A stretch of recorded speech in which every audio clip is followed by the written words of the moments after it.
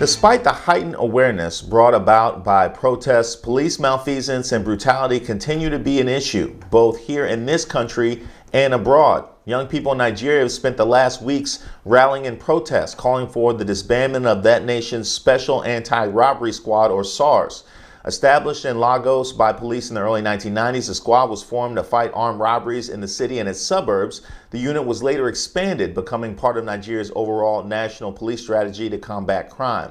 It's then that its critics claim the unit began to operate without accountability. Reports of human rights violations committed by SARS officers against Nigerian citizens, including robberies, extortion, kidnapping, torture, and extrajudicial killings, are common but receive little to no attention from political authorities. Youth groups have been peacefully protesting them since 2017.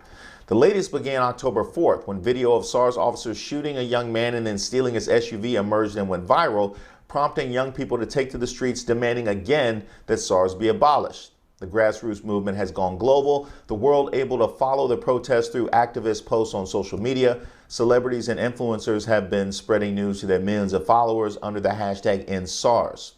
With pressure growing, on October 11th, the Nigerian police force announced that SARS had been dissolved. Officers had been arrested and past atrocities would be investigated. Protesters, however, distrustful after almost 30 years of abuses, have stayed in the streets attempting to bring about lasting changes. Their suspicions, however, were tragically confirmed. On October 20th, Nigerian security forces fired into a crowd of young people camped at the Lekki Tollgate Plaza, peacefully singing the country's anthem. According to Amnesty International, hundreds were wounded, 10 died, and the new hashtag was born, Lekki Massacre. Following what is now being called Black Tuesday, the protests won't be ending anytime soon.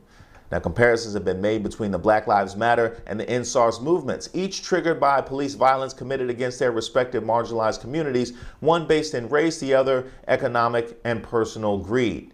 Both driven by young people wanting justice and their existence to be free of state-sanctioned terror. Let us hope in a not too distant future, people will look to 2020 as the year the world started towards that existence.